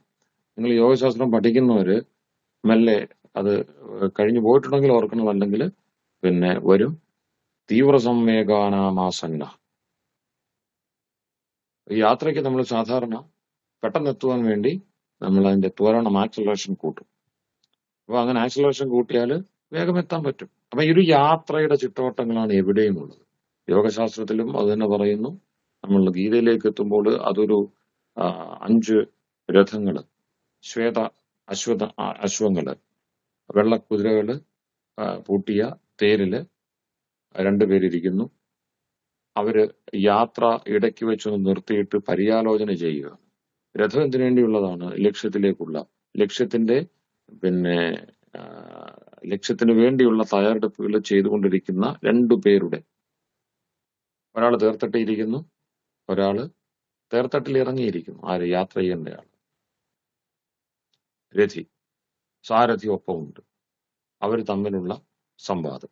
അവിടെയും രഥമുണ്ട്, യാത്രയുണ്ട്. ഇപ്പോൾ നമ്മൾ ഈ പറയുന്ന ആ ഭാഗത്തും 3 തരം. മൂലഭാഗത്താണ്, യജുർവേദത്തിലാണ്, അല്ലെങ്കിൽ ഈശ ഉപനിഷത്ത്, യജുർവേദത്തിന്റെ 40ാമത്തെ അധ്യായമാണ്. കാണുക മാധ്യന്തിനാദി ഭേദങ്ങളോടുകൂടി ഉപനിഷത്ത് ചെറിയ ഈഷത്ത് വ്യത്യാസങ്ങൾ, ഒരു വ്യാഖ്യാനത്തിന് വേണ്ട ചില ക്രമീകരണങ്ങളാണ്. നമുക്ക് യജുർവേദത്തില് 17 മന്ത്രങ്ങളാണ്. ഈശാവാസ്യ ഉപനിഷത്ത് എന്ന് പറയുന്നത് 17 മന്ത്രങ്ങളാണ്. അത് ഈശാവാസ്യമിതം എന്ന് തുടങ്ങി ഓം ഖം ബ്രഹ്മ എന്ന് അവസാനിക്കുന്നു. ഈ 17 മന്ത്രങ്ങളെ അവയുടെ ക്രമമൊക്കെ ഒന്ന് അങ്ങോട്ടും ഇങ്ങോട്ടും നീക്കി ചെറിയ വിശദീകരണങ്ങൾ കൊടുത്ത് 19 മന്ത്ര ഭാഗങ്ങളാക്കി വ്യാഖ്യാനിക്കുന്നതാണ് നമ്മൾ ഈശാവാസ്യ ഉപനിഷത്തിൽ കാണുന്നത്. അതിന് മന്ത്രോപനിഷത്ത് എന്ന് പറയാൻ കാരണം മന്ത്രഭാഗത്തിന് വലിയ വ്യത്യാസമൊന്നും വന്നിട്ടില്ല. മന്ത്രപാഠം അങ്ങനെ തന്നെ നിലനിർത്തിയിട്ടുണ്ട്. ചെറിയ വ്യാഖ്യ ശകലങ്ങൾ അവിടെയും ഇവിടെയൊക്കെ ചേർത്തിട്ടുണ്ട്. ചുരുക്കി പറഞ്ഞാല് ഉപനിഷത്ത് എന്ന് പറയുന്ന രഹസ്യവിദ്യയുടെ ആകരമായ മൂലസ്രോതസ്സായ ഉപനിഷത്ത് അതിന്റെ പ്രാഥമികമായിട്ടുള്ള രൂപമാണ് നമ്മൾ ഈശാവാസ്യം എന്ന് തുടങ്ങുന്ന ശുക്ല യജുർവേദത്തിന്റെ യജുർവേദത്തിന്റെ 40-ാമത്തെ അധ്യായത്തിൽ കാണുന്നു. അപ്പൊ കർമ്മകാന്ഡം അവസാനിക്കുന്നു. യജുർവേദത്തിന്റെ മുഖ്യ വിഷയം കർമ്മമാണ്. ആ കർമ്മത്തിന്റെ ഫലപ്രാപ്തി എന്താണ് എന്ന് പറയുകയാണ്. കാരണം ആകെ യജുർവേദത്തിന് 40 അധ്യായമേ ഉള്ളൂ. 39 അധ്യായങ്ങളിലും പല പല വിധികൾ, കർമ്മത്തിന്റെ വിധികൾ എന്തിനു വേണ്ടിയാണ്? മനസ്സ്, വാക്ക്, ശരീരം ഇവ കൊണ്ട് യജ്ഞം ചെയ്യണം. യജ്ഞം എന്താണ്? യജ്ഞോയി വിഷ്ണു. എല്ലായിടത്തും നിറഞ്ഞിരിക്കുന്ന ഈശ്വരനെയാണ് വിഷ്ണു എന്ന് പറയുന്നത്, യജ്ഞം എന്ന് പറയുന്നത്. അഥവാ അങ്ങനെ വിഷ്ണുവായിരിക്കുന്നവൻ നമ്മോടൊപ്പം ഞാൻ നേരത്തെ പറഞ്ഞു, രണ്ടല്ലാതെ ചേർന്നങ്ങ് ഇരിക്കുകയാണ്. നമ്മൾ രണ്ടായിട്ട് വിചാരിക്കുന്നുവെങ്കിലും, അകൽച്ചയുണ്ട് ഈശ്വരനോട് എന്ന് വിചാരിക്കുന്നുവെങ്കിലും അതെപ്പോഴും നമ്മളിൽ നിന്ന് അകലെ അല്ലാതെ അകംപുറം നിറഞ്ഞു, നേരത്തെ അകംപുറം പറഞ്ഞല്ലോ, അകംപുറം നിറഞ്ഞ് അങ്ങനെ ഇരിക്കുകയാണ്. പക്ഷെ നമ്മൾ എപ്പോഴും രണ്ടെന്ന ചിന്തയോടെ തന്നെ ഇരിക്കുന്നു. അത് വേറെ, ഞാൻ വേറെ എന്ന ചിന്തയിലിരിക്കുന്നു. അതുകൊണ്ട് എന്ത് ചെയ്യാൻ പറ്റുന്നില്ല? സമർപ്പണം സാധിക്കുന്നില്ല. അപ്പം യജ്ഞമായി കർമ്മങ്ങൾ മാറണം. ആ വിഷ്ണുവിന് സമർപ്പിക്കാൻ യോഗ്യമായിട്ട് നമ്മളുടെ മനസ്സും വാക്കും ശരീരവും പാകപ്പെടണം, പക്വമാകണം. ഈ ദൃഷ്ടിയിൽ ചിന്തിക്കുമ്പോൾ അതെന്തായി? കർമ്മകാണ്ഡമായി. നേരത്തെ നമ്മൾ പറഞ്ഞു മനസ്സ്, വാക്ക്, ശരീരം ഇവയുടെ യോഗം സമാധി. ഇപ്പൊ എന്ത് പറയുന്നു? അവ കൊണ്ട് ചെയ്യുന്ന കർമ്മങ്ങൾ ഈശ്വരന് സമർപ്പിച്ചാൽ അത് സമാധി. ചെറിയ വ്യത്യാസമേ ഉള്ളൂ, പക്ഷെ ഇത് സൂക്ഷ്മമായിട്ട് മനസ്സിലാക്കണം. അപ്പൊ ഇങ്ങനെ ഈ കാര്യങ്ങളെയൊക്കെയും നമുക്ക് 3 മാർഗഭേദങ്ങളായിട്ട് കാണാൻ കഴിയും. ഇത് ജ്ഞാനയോഗം, കർമ്മയോഗം, ഭക്തിയോഗം എന്നൊക്കെ പറയുന്ന ആ തിരിവ് അതല്ല ഉദ്ദേശിക്കുന്നത്. അതെപ്പോഴെങ്കിലും പിന്നെ നമുക്ക് പറയാം, അങ്ങനത്തെ തിരിവൊന്നുമില്ല. ഇതെല്ലാം ചേർന്ന് നിൽക്കുന്നുള്ളൂ. യോഗം എന്നത് ഇത്രയേ ഉള്ളൂ മനസ്സിലാക്കേണ്ടത്, ലക്ഷ്യത്തോട് ചേരുക, പ്രാപ്തിയാണ് ഉദ്ദേശിക്കുന്നത്. അത് തന്നെയാണ് യാനം എന്നതുകൊണ്ട് ഉദ്ദേശിക്കുന്നത്. യാ പ്രാപണം. നാം എവിടെ നിൽക്കുന്നു, എന്ത് ആവശ്യമായി നിൽക്കുന്നു, അത് നേടിയെടുക്കുക, നേടിത്തരിക. മറഞ്ഞിരിക്കുന്നതിനെ നമ്മളുടെ സവിധത്തിലാക്കി, കാഴ്ചയിലാക്കി നൽകുക. അത് അനുഭവിക്കാൻ നമുക്ക് പ്രാപ്തി നൽകുക. അത്രയേ ഉള്ളൂ. മതം അതാണ്. ആ വഴിയാണ് മതം. രഹസ്യത്തെ ഉദ്ഘാടനം ചെയ്യുന്നു, മറഞ്ഞിരിക്കുന്ന മറപ്പൊരുളിനെ കാട്ടിത്തരുന്നു വഴിക്കാണ് മതം എന്ന് പറയുന്നത്. ഈ മതമില്ലെങ്കിൽ നമുക്ക് ആ രഹസ്യം കിട്ടില്ല. നമ്മളുമുണ്ട്, ആ വസ്തുവുമുണ്ട്. പക്ഷെ ഒരിക്കലും നമ്മൾ ആ വസ്തുവിനോട് ചേർന്ന് ലക്ഷ്യം നേടുക, പ്രാപിക്കുക. നേരത്തെ പറഞ്ഞ പോലെ ജന്മം ഒന്നേ ഉള്ളൂ എന്നതുകൊണ്ട് അങ്ങനെ കരുതിപ്പോയാൽ മഹത്തായ നഷ്ടം. എന്നാൽ ഈ ജന്മം അനേക ജന്മജന്മാന്തരങ്ങളുടെ ആണെന്നും ഇത് ലക്ഷ്യപ്രാപ്തിക്കുള്ള ഏറ്റവും മികച്ച അവസരമാണ് എന്നും തിരിച്ചറിയുന്നത് മഹത്തായ ലാഭം. അതിനുവേണ്ടി നമ്മളെ ഒരുക്കുന്നു മതം. മതമില്ലെന്നുണ്ടെങ്കിൽ കാര്യങ്ങളൊക്കെ നടക്കും. സുഖത്തിനും സുഖവ്യവസ്ഥയ്ക്കും ഒന്നും വലിയ കോട്ടമൊന്നും ഉണ്ടാവില്ല. ഈ ജന്മം സഫലമാകില്ല എന്നൊന്നും പറയാനില്ല. പക്ഷെ ഈ ജന്മത്തിന്റെ പ്രാപ്തി, ലക്ഷ്യം അത് സാധിക്കില്ല. ഈ ജന്മം ഇവിടെ കൊണ്ട് തീരും. പിന്നെ എങ്ങോട്ട് പോകുന്നു എന്നത് ഈശ്വരൻ തീരുമാനിക്കുന്നു. അതേസമയം ഈ ജന്മത്തെ വേദവിധി അനുസരിച്ച് ഒരുക്കാൻ കഴിഞ്ഞാൽ നമുക്ക് തീരുമാനിക്കാനാവും നമ്മൾ എങ്ങോട്ട് പോകുന്നു എന്ന്. വേദവിധി മാനിച്ചില്ല എങ്കിൽ നമുക്ക് സ്വാതന്ത്ര്യം ഉണ്ടെന്നേ. എന്ത് കർമ്മവും ചെയ്യാം, നല്ലതും ചെയ്യാം, ചീത്തയും ചെയ്യാം. അത് അതിന്റെ ഫലവും സൗകര്യമായിട്ടൊക്കെ അനുഭവിക്കാം. ഈ ലോകം മുഴുവൻ സ്വന്തമാക്കി അഭിമാനിക്കാം, എല്ലാം സാധിക്കും. പക്ഷെ അതോടുകൂടി തീരുമാനം പിന്നീട് ഈശ്വരൻ്റെതാകും. നമുക്ക് അതിലുള്ള സ്വാതന്ത്ര്യം നഷ്ടപ്പെടും. നമുക്ക് സ്വാതന്ത്ര്യം നിലനിർത്തിക്കൊണ്ട് കർമ്മം ചെയ്തു പോകണമോ? വേദത്തെ ആശ്രയിക്കണം, വേദത്തിലെ വിധിയെ മാനിക്കണം. വേദത്തിലെ വിധി മാനിച്ച് കർമ്മം പൂർത്തിയാക്കുന്ന ഒരാൾക്ക് ഈശ്വരന്റെ ഭാഗത്തു നിന്നും സ്വാതന്ത്ര്യം ഉണ്ടാവും. അവിടെ ഈശ്വരന്റെ കൈകടത്തല്, നിയന്താവ്, അന്തര്യാമി എന്ന അദ്ദേഹത്തിന്റെ ഏറ്റവും വലിയ വൈഭവം അത് അനുഭവിച്ചാലേ അറിയുകയുള്ളൂ. ആ വൈഭവം അത് ഏറ്റവും മോശം കർമ്മം ചെയ്യുന്നവനും അനുഭവിക്കും, ഏറ്റവും നല്ല കർമ്മം ചെയ്യുന്നവനും അനുഭവിക്കും. 2 തരത്തിലാണെന്ന് മാത്രം. അപ്പൊ ഈശ്വരൻ ഉണ്ട് എന്ന ബോധ്യമാണ് ഒന്നാമത്തെ ഈ യാത്രയ്ക്ക് വേണ്ട. വേറെ വലിയ കാര്യമൊന്നും വേണ്ട. അതാണ് ആധുനിക കാലത്ത് ഈ വിഷയങ്ങളിലൊക്കെ വേണ്ടതിലധികം കാൽഷ്യം ഈ പാശ്ചാത്യ ധാരകൾ സയൻസും മറ്റുമായിട്ട് വന്ന് ഉണ്ടാക്കിയ കാലത്ത്, ഉള്ള വിപ്ലവവും ബഹളവും എല്ലാം ഉണ്ടാക്കിയ കാലത്ത്, സ്വച്ഛമായിട്ടുള്ള നമ്മളുടെ ഈ സാംസ്കാരിക ജീവിതത്തിന് ഒരുപാട് ബാധയുണ്ടായ സമയത്ത്, ഗ്രാമഗ്രാമാന്തരങ്ങളില്, ധ്യാനസ്ഥലികളില് മോക്ഷത്തെ മുൻനിർത്തി മനുഷ്യര് സാധാരണ ജീവിതം നയിച്ചു വന്ന കാലത്ത് ഈ വിഹുലതകളും ഈ വിപ്ലവങ്ങളും ബഹളവും ആവശ്യമില്ലാത്ത പുതിയ പുതിയ ലക്ഷ്യങ്ങളും അതുപോലെ വഴികളുടെ ഭേദവുമൊക്കെ മാർഗഭേദവുമൊക്കെ സൃഷ്ടിച്ച് അങ്ങനെ കാലുഷ്യം വെതറിയിരിക്കുന്ന സമയത്ത് ഒരു സിദ്ധപുരുഷൻ വന്നു പറഞ്ഞു, അയ്യാ ഉണ്ട്.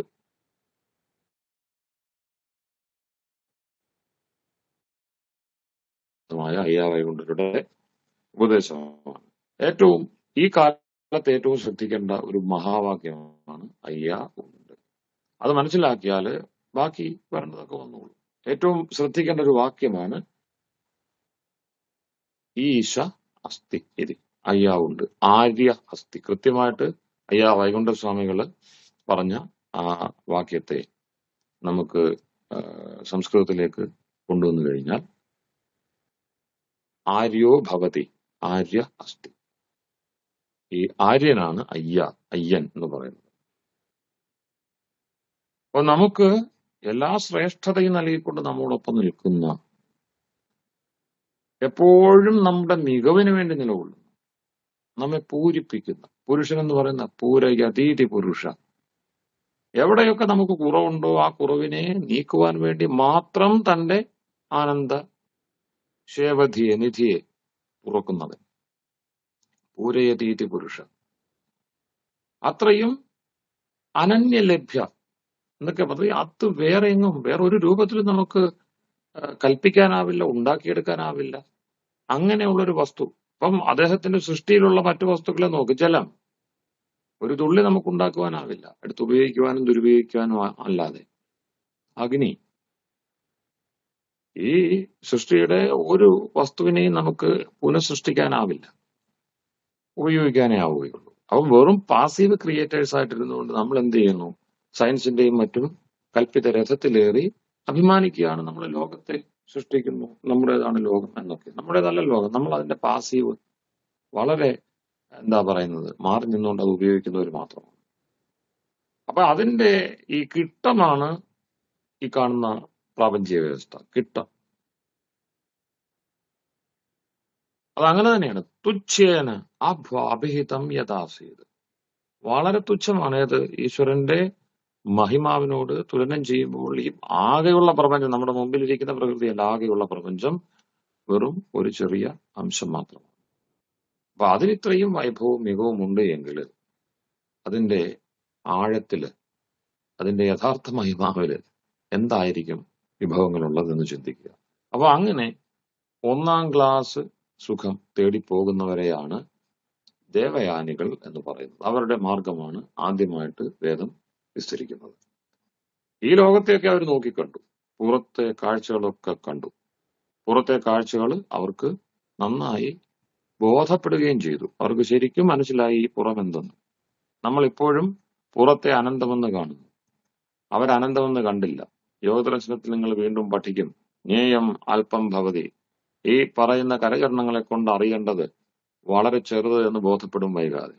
അപ്പൊ ഈ കാണുന്ന സമസ്ത ബ്രഹ്മാണ്ടത്തെയും ഒരു ചെറിയ കണികയായിട്ട്, ബിന്ദുവായിട്ട് കാണുന്ന ആ കാഴ്ച ഉണ്ടായി കഴിയുമ്പോൾ പുറത്തേക്കുള്ള തേടല് നിൽക്കും. പുറത്തേക്ക് ഇനി പോകാനില്ല എന്ന് നന്നായിട്ട് അറിയും. അങ്ങനെ അറിഞ്ഞവര് അകത്തേക്ക് തിരിയും. പ്രത്യാവൃത്ത ചക്ഷു, ആവൃത്ത ചക്ഷു, അതാണ് പ്രത്യാഹാരം എന്ന് പറയുന്ന. അവിടെയാണ് അന്തരംഗം ആരംഭിക്കുക പാതഞ്ജല പദ്ധതിയില്. പ്രാണായാമവും കഴിഞ്ഞ് പ്രത്യാഹാരം, പ്രത്യാഹാരത്തില് അന്തരംഗം വീണ്ടും അകത്തേക്ക് തിരിയുകയാണ്, പിന്മടക്കുകയാണ്, കൂടുതൽ ആഴങ്ങളിലേക്ക് പോകുവാൻ വേണ്ടി, കൂടുതൽ ശരികളെ അനുഭവിക്കുവാൻ വേണ്ടി. അപ്പൊ അങ്ങനെ ഈ പുറത്ത് വലിയ കാഴ്ചയൊന്നുമില്ലെന്ന് മനസ്സിലാക്കിയ ആളുകൾ എന്ത് ചെയ്യുന്നു? അകത്ത് വലുതുണ്ട് എന്ന് അവർക്ക് ശ്രുതിബോധവും ഉണ്ടാവുന്നു, പരമ്പരയായി പകർന്നു കിട്ടുന്നു. ഋഷി പറയും, സത്യേന പന്ഥ ഇതോ ദേവയാന. സത്യം കൊണ്ട് അതിവിസ്തൃതമായ ഒരു പന്ഥാവ് ഉണ്ട്, ദേവയാനം. ഏനാക്രമം ദൃഷയോ ഹ്യാപ്തകാമ. നിങ്ങൾ ഈ പുറത്തേക്കുള്ള ആ യാത്രയുണ്ടല്ലോ, ചെറുതിൽ ഭ്രമിച്ചുകൊണ്ട്, ചെറുതിനെ മാത്രം ഇഷ്ടപ്പെട്ടുകൊണ്ട്, ഇഷ്ടങ്ങളുടെ വലിയ ലോകത്തിലേക്കുള്ള യാത്ര, അതിനെയാണ് കാമം എന്ന് പറയുന്നത്. ആ കാമത്തിൽ ഒരു ഒതുക്കമൊക്കെ വന്നാൽ, ഒരു കൈയടക്കമൊക്കെ വന്നാൽ, ആപ്തകാമം, അത് കഴിഞ്ഞു എന്ന് ബോധം വന്നു കഴിഞ്ഞാൽ മാത്രമേ ഇത് തുറക്കുകയുള്ളൂ. ഏനാക്രമന്തി ഋഷയ ആപ്തകാമ. ആപ്തകാമരായിട്ടുള്ള, കാമത്തിന്മേൽ ഒരു നിയന്ത്രണം വന്നിട്ടുള്ള ആളുകൾക്ക് മാത്രമേ ആ വഴി കാണുവാനാവുകയുള്ളൂ, അതുണ്ട് എന്ന് അവർക്ക് ഉറപ്പിക്കുവാനാവുകയുള്ളൂ. അങ്ങനെയുള്ളവരെ ഈശ്വരൻ ഉണ്ട് എന്ന് തീർത്തു പറയുകയുള്ളൂ. അപ്പൊ അയ്യാ ഉണ്ട് എന്നൊരാൾ പറയുമ്പോൾ അത് അയാൾക്ക് ബോധം വരണം, ഈ ലോകത്തിൽ ഇരിക്കുമ്പോൾ തന്നെ ഞാൻ ഈശ്വരനോട് ചേർന്നിരിക്കുന്നു, ഈശ്വരനെ അറിയുന്നു എന്ന്. അത്ര കണ്ട് ഉത്തമമായ അനുഭൂതിയുടെ തലത്തിൽ നിന്നുകൊണ്ട് മാത്രമേ ഒരാൾക്ക് ഈശ്വരനുണ്ട് എന്ന് പറയുവാനാവുകയുള്ളൂ. അങ്ങനെയുള്ളവര് 1-ാം ക്ലാസ് സുഖത്തിന് വേണ്ടി യാത്ര ചെയ്യുന്നു. അവർക്കിത് വേണ്ട, കാരണം ഇവിടെ സുഖമില്ല. ഞാൻ നേരത്തെ തന്നെ പല വട്ടം പറഞ്ഞിട്ടുള്ളതാണ്, നാൽപ്പേ സുഖമസ്തി ഭൂമാവൈ സുഖം. ചെറുതിലൊന്നും സുഖമില്ല, ആത്മാവിന് വേണ്ടത് വലിയ സുഖമാണ്. അങ്ങനെ ചിന്തിക്കുന്നവരാണ് ഈശാവാസ്യമിതം സർവം യത്കിഞ്ച ജഗത്യാൻ ജഗത് തേന ത്യക്തേന ഭുഞ്ജീഥ മാ ഗൃധഃ കസ്യ സ്വിദ്ധനം എന്ന ചിന്തയിലേക്ക് എത്തുന്നത്. ഈശാവാസ്യ ഉപനിഷത്തിലെ യജുർവേദത്തിലെ 40-ാം അധ്യായത്തിലെ ആദ്യത്തെ മന്ത്രം. ഈശ്വരൻ ഈശാവാസ്യം. ഈശാവാസ്യം എന്ന് ഉപനിഷത്തിൽ ഒരുമിച്ചായിരിക്കും കാണുന്നത്. യജുർവേദത്തിൽ നോക്കുമ്പോൾ ഈശ വേറെ, വാസ്യം വേറെ. ഈശേന വാസ്യം, ഈശനാൽ നിറയപ്പെടേണ്ടത് അല്ലെങ്കിൽ മറയ്ക്കപ്പെടേണ്ടത്. ആച്ഛാദനീയം എന്നൊക്കെയുള്ള, അത് സംസ്കൃതം കൂടുതൽ ഗ്രഹിക്കുന്ന ആ മനസ്സോടുകൂടിയുള്ളവരോട് പറഞ്ഞിട്ടേ അതിനകത്ത് അർത്ഥമുള്ളൂ. അങ്ങനെ ഉണ്ടെങ്കിൽ നമുക്ക് ആ വഴിക്കും ചർച്ച ചെയ്യാം. അപ്പം വസനിവാസേ, വസ ആച്ഛാദനെ, അങ്ങനെ 2 അർത്ഥമുള്ള ധാതുവാണ് വസ. നിവസിക്കുക, താമസിക്കുക, നിറഞ്ഞിരിക്കുക. ആച്ഛാദനം ചെയ്യുക, മറയ്ക്കുക. അതിൽ ഈശ്വരൻ ജഗത്തിലെല്ലാം ആവസിക്കുന്നുണ്ട് എന്നർത്ഥം ഗുരുദേവൻ എടുക്കുന്നുണ്ട്, ശ്രീനാരായണ ഗുരുദേവന്. മഹർഷി അരവിന്ദനത് എടുക്കുന്നുണ്ട്. അങ്ങനെ ഇത് ഈശ്വരന്റെ ഗൃഹമാണ്. നമ്മൾ ഇവിടുത്തെ, ഞാൻ നേരത്തെ പറഞ്ഞ പോലെ, അവിടെ എല്ലാം ഉണ്ടാക്കി വെച്ചിരിക്കുന്ന സാമഗ്രികളെടുത്ത് അവനവൻ ആവശ്യമുള്ള ആ ചിട്ടപ്പടി അങ്ങോട്ടും ഇങ്ങോട്ടും രൂപഭേദം വരുത്തുന്നു എന്നതല്ലാതെ വലിയ കർമ്മമൊന്നും നമുക്കിവിടെ ചെയ്യാനില്ല. അവൻ അനുവദിച്ചു തന്നിരിക്കുന്ന സുഖം, അതുപോലെ തന്നെ അവൻ നിർബന്ധമായി ഏൽപ്പിച്ചിരിക്കുന്ന ദുഃഖം, ഇതൊക്കെ അനുഭവിച്ച് മുന്നോട്ട് പോവുക, വഴി തെളിച്ചെടുക്കുക എന്നത് മാത്രമേ നമുക്കിവിടെ കർത്തവ്യമായിട്ടുള്ളൂ. അത് കുറച്ചുകൂടെ ആലങ്കാരികമായിട്ട്, കവി ആയതുകൊണ്ടാവണം ഋഷി അരവിന്ദൻ അത് കുറച്ചുകൂടെ ആലങ്കാരികമായിട്ട് തന്റെ മനസ്സിന്റെ മനോഭാവത്തെ കാട്ടുവാൻ വേണ്ടി വസനിവാസ ധാതു എടുത്തുകൊണ്ട് പറയുന്നു, ഇത് ഈശ്വരന്റെ ഗൃഹമാണ്, നമ്മൾ അവിടുത്തെ വെറും വാടകക്കാരാണ്. കുറച്ചു കാലത്തേക്ക് മാത്രം താമസത്തിന് അധികാരമുള്ളവർ. നിരന്തരമായിട്ട് നമ്മൾ ഇവിടെ എങ്ങും താമസിക്കുന്നില്ല, പക്ഷെ മുമ്പും പിമ്പും ഇപ്പോഴും ഒക്കെ താമസിക്കുന്ന ഒരു ഉത്തമ അധികാരി ഇരുന്നുണ്ട്. ആ ബോധത്തോടുകൂടി ഇവിടെ കഴിഞ്ഞാൽ നന്ന്. അപ്പൊ അതിനുവേണ്ടിയാണ് ആ അർത്ഥം എടുക്കുന്ന വസനിവാസി. പക്ഷേ സാങ്കേതികമായ വൈദികമായ അർത്ഥം അതല്ല എന്നതുകൊണ്ട് ശങ്കരാചാര്യരും അരവിന്ദ ഋഷി ദയാനന്ദനും, അരവിന്ദനല്ല ഋഷി ദയാനന്ദനും വസ ആച്ഛാദനെ ധാതുവാണ് എടുത്തിരിക്കുന്നത്. അത് ഒരു യോഗ, നേരത്തെ പറഞ്ഞ പോലെ സമാധിയുടെ ഒക്കെ അർത്ഥം മനസ്സിലാകുന്ന ആളുകൾക്ക് അത് കിട്ടുകയുള്ളൂ. അപ്പൊ അതിനുവേണ്ടിയാണ് ഞാൻ സത്യത്തിൽ ഈ ഉപനിഷത്തിന്റെ യോഗശാസ്ത്രത്തിന്റെ ഒക്കെ അത്തരം പദാവലികളിലേക്കൊന്ന് ആ തുടക്കത്തിൽ കണ്ണോടിച്ചു പോയത്. ഈശാവാസ്യമിതം സർവം യത് കിഞ്ച ജഗത്യാം ജഗത്. ഇളകി മറിയുന്ന അതാണിത്. ഈ വിശ്വം, ഈ കാണുന്നതൊക്കെയും ഇളകി മറിയുന്നു, നിരന്തരം മാറി മറിഞ്ഞുകൊണ്ടിരിക്കുന്നു. ഒന്നിനും ഒരു നിലയില്ല എന്ന് പറയാം. ഒരിക്കൽ കാലുകുത്തിയ നദി ഒന്ന് കാലെടുത്ത് വീണ്ടും കുത്തുമ്പോൾ അവിടെ ഉണ്ടാവില്ല. അപ്പൊ നിരന്തരമായ പ്രവാഹത്തില് എല്ലാം മാറി മറിഞ്ഞുകൊണ്ടേയിരിക്കുന്നു. ക്ഷണികമാണ്, അനുഭവമില്ല. അപ്പൊ അങ്ങനെ നിരന്തരം ഇളകി മറിയുന്നതാണിത്, ഈ ജഗത്ത്. ഗച്ഛതി, പോയിക്കൊണ്ടേയിരിക്കുന്നു, ഇതിന് നിൽപ്പില്ല. അപ്പൊ യാത്രയുടെ കാര്യമാണല്ലോ നമ്മൾ പറഞ്ഞത്. നമ്മൾ യാത്രയ്ക്ക് വേണ്ടി വന്നുപെട്ടിരിക്കുന്ന സ്ഥാനത്തിന്റെ അവസ്ഥ എന്തുവാണ്? അത് കുതിച്ചു പാഞ്ഞുകൊണ്ടേയിരിക്കുകയാണ്. അങ്ങനെ ഒരു യാത്രയെ പറ്റി ചിന്തിച്ചു നോക്കാം. വാസ്തവത്തിൽ അങ്ങനെയാണ്. ഭൂമി കറങ്ങിക്കൊണ്ടേയിരിക്കുന്നു എന്ന് പറയുന്നു അതിവേഗത്തിൽ. നമ്മളത് അറിയുന്നില്ല. നമ്മൾ അവിടെ എന്ത് ചെയ്യുകയാണ്? ക്ഷണികമായ യാത്ര നമ്മളുടേതായി നടത്തിക്കൊണ്ടിരിക്കുകയാണ്. ഭൂമി അതിന്റെ യാത്ര ഭീമമായ വേഗത്തിൽ നടത്തിക്കൊണ്ടിരിക്കുന്നതിനിടയ്ക്ക് നാം നിശ്ചലമായ ഭൂമിയിൽ എന്ന മട്ടില് കാര്യങ്ങൾ ചെയ്തുകൊണ്ടിരിക്കുന്നു. അപ്പൊ എന്തായാലും ഇത് അപ്പാടെ ഇളകി മറിയുന്നതാണ്. ഇതിനൊരു അധികരണം, ആധാരം, ഒരു ശാശ്വതമായ നില ഇല്ല. അങ്ങനെയുള്ള ഇതിനെ കൊണ്ട് എന്ത് പ്രയോജനം? യാത്ര നടക്കുമോ ഇതില്? ഇല്ല. ഇതില് ഭ്രമണമേ, ചുറ്റിക്കറക്കവേ നടക്കുകയുള്ളൂ. അതുകൊണ്ട് എന്താണ് ചെയ്യേണ്ടത്? ഈശേന ഇതം സർവം വാസ്യം ആച്ഛാദനീയം. ഈശനെ കൊണ്ട് മൂടുക. നിലവില് ഈ കാണുന്ന കാഴ്ചകളെല്ലാം കൂടെ ചേർന്ന്, നിരന്തരമായി മാറി മറിയുന്ന കാഴ്ചകൾ ചേർന്ന് ശാശ്വത വസ്തു, ഇതിന്റെ അടിത്തട്ടിലിരിക്കുന്ന ആധാര വസ്തുവിനെ മറച്ചു പിടിച്ചിരിക്കുന്നു. എന്നിട്ട് ഇതൊക്കെയാണ് ആധാരമെന്ന തെറ്റിദ്ധാരണ ഉണ്ടാക്കുന്നത്. ഒരിക്കലും ഇളകാത്ത ശാശ്വതമായ ഒരു അടിത്തട്ടുണ്ട്. ആ അടിത്തട്ടിന്റെ മേല് കിടന്ന് അലയടിക്കുന്നു. അപ്പം ഒരു സാധാരണ ഒരു ഉപമ പറഞ്ഞാല്, ഇളകി മറിയുന്ന കടൽ അല്ലെങ്കിൽ പിന്നെ വലിയ ഓളവും ചുഴിയും ഒക്കെ ഉള്ള ഒരു നദീപ്രവാഹം, അതിന്റെ അടിത്തട്ട് നമുക്ക് കാണാനാവില്ല. താരതമ്യേന സ്ഥിരമായ അടിത്തട്ട്, പക്ഷെ ഇളകി മറിയുന്നു, വലിയ ചുഴികളും മറ്റുമുള്ള ആ സ്ഥലത്ത് നമുക്ക് അടിത്തട്ടിനെ കാണുവാൻ കഴിയില്ല. ആ മേൽത്തട്ടിലൂടെ നമുക്ക് പിന്നെ വലിയ ആശയക്കുഴപ്പം ഉണ്ടാക്കുന്ന കാഴ്ചകൾ നിരന്തരം നമ്മളുടെ കണ്ണിൽ മാറി മറിഞ്ഞുകൊണ്ടിരിക്കും. നമുക്കത് മനസ്സിലാവില്ല. അത് തന്നെയാണ് ഇപ്പൊ ഇവിടെ ഈ സാധാരണ ലോക അനുഭവത്തിൽ എല്ലാവർക്കും ഉള്ളത്. എന്തൊക്കെയോ ഇങ്ങനെ മാറി മറിയുന്നു. നമ്മൾ ഉൾപ്പെടെ ആ ഒരു ഫ്ലെക്സിലാണ്, പ്രവാഹത്തിലാണ് എന്നതല്ലാതെ എന്താണ് എന്ന് പൂർണ്ണ ബോധ്യമുള്ള ആരുമില്ല. അടിത്തട്ടും കാണില്ല. അപ്പൊ എന്താണ് ഈ നടക്കുന്നതെന്നുള്ളത് ഈ ചുഴിയിൽ പെട്ടിരിക്കുന്ന ആളുകൾ അറിയുന്നുമില്ല, അതിന് അടിത്തട്ടും കാണാൻ കഴിയുന്നില്ല. ഈ ഒരു അനുഭവത്തില് എന്താണ് വഴിയെന്ന് പറഞ്ഞു തരികയാണ്. അടിത്തട്ടുണ്ട്. അതിനെയാണ് നമ്മൾ ബ്രഹ്മം എന്ന് പറയുന്നത്.